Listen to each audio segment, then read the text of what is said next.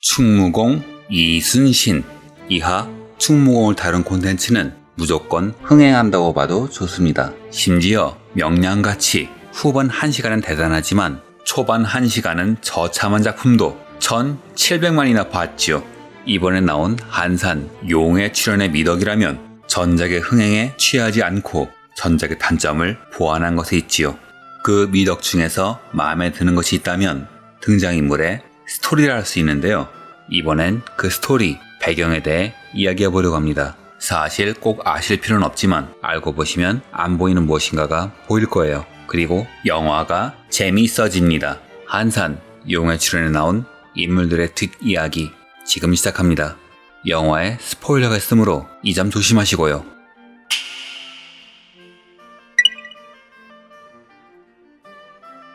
나대용은 선조 16년 급은막하에 군관으로 들어가 거북선을 만드는 데 기여한 위인 중 한 명입니다.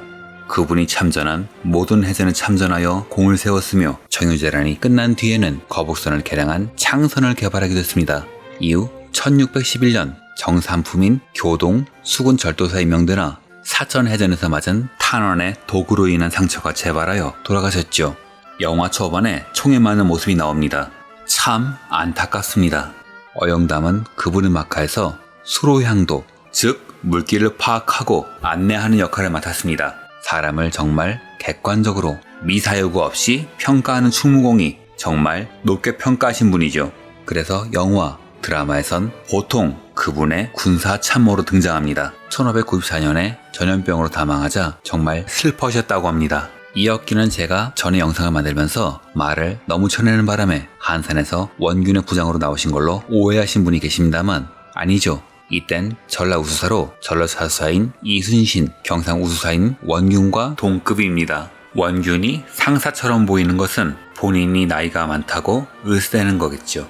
이후 원균이 삼도 수군 통제사가 되는 바람에 칠천량 해전에서 원균의 휘하에 들어가게 됩니다. 그분께서 워낙 대단하셔서 잘 드러나지 않지만 이분도 능력과 청렴함으로는 따를 자가 없는 분이시기도 합니다.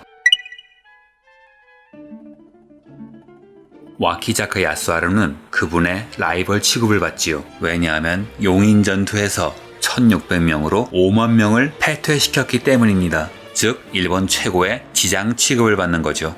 한양이 일본군에게 함락당하자 조선의 장수들은 전라도, 경상도, 충청도에 부대를 모았지만 급조한 부대인데다 통제도 되지 않아 와키자카에게 급습을 당하죠. 이 전투에서 죽은 사람은 1000명에 불과했지만 삼도의 군사가 흩어지는 바람에 도성을 수복한다는 계획은 중단당하고 맙니다. 그나마 그분께서 한산도 대접에서 승리하시는 바람에 보급로가 끊어졌기에 망정이지 안 그랬으면 조선은 정말 큰일 났을 겁니다. 작중에서 와키자카에게 히데요시의 친서를 건네주는 사람이 있죠. 바로 히데요시의 군사로 유명한 구로다 간베이입니다.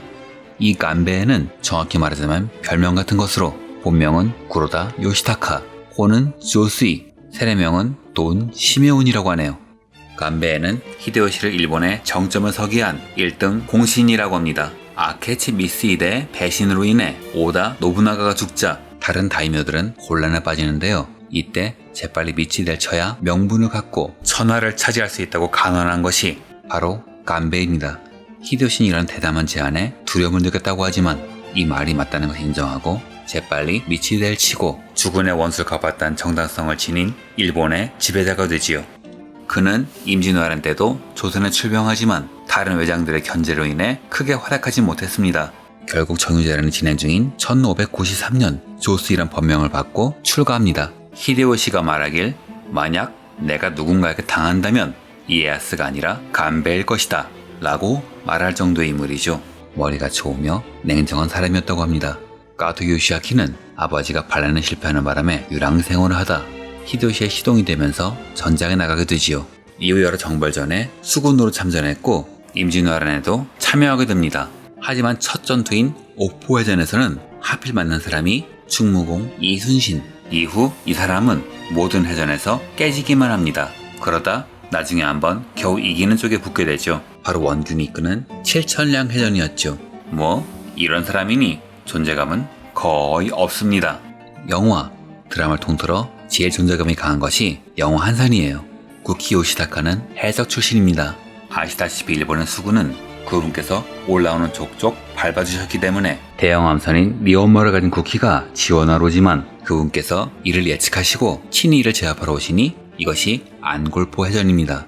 이후 정유재란 때는 아들에게 함대를 상속시키고 은퇴했다고 하네요. 즉 일본군에서 비중이 있는 사람들은 일본에선 나름 활약했는지 몰라도 그분께 한 번도 이겨본 적이 없는 족족 깨졌던 콩라인이라는 공통점이 있습니다. 한산에서 옥태견 씨가 연기한 임준영은 전자명량에서는 진구 씨가 연기했습니다. 그리고 한산에서 김양기 씨가 연기한 정보름은 명량에선 이정현 씨가 연기했죠. 임준영은 탐방 군관이라는 이야기만 있고 상세한 이야기가 없으니 두 사람이 한산에서 만나서 명량에서 부부가 된 것은 창작이겠죠. 충무공 이순신의 트릴로지 두 번째 편이 공개가 되었으니 마지막 작품인 노량만 남았네요. 이 전투에서 충무공은 돌아가시고 말지요. 임진왜란, 정유재란의 기록을 보다 보면 선조가 조금만 제대로 했다면 충무공께서 이렇게 힘들게 싸우시진 않았을 거다 라는 생각이 듭니다. 선조는 충무공만이 아니라 곽재우 장군 등의 의병도 끊임없이 의심했죠. 물론 그 상황을 이해 못하는 건 아니지만 선조의 어가가 피난할 때 수행했던 인물들이 약 100명이라고 합니다. 그런데 곽재우 장군의 부대는 최대 3,000명이었다고 하죠.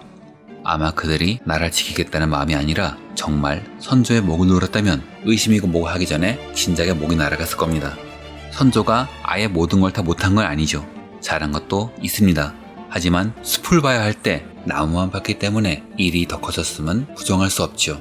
나의 죽음을 알리지 말라고 하시던 그분의 죽음을 우리가 기억해야 하는 이유입니다. 이번 이야기는 여기까지입니다. 시청해주셔서 감사합니다.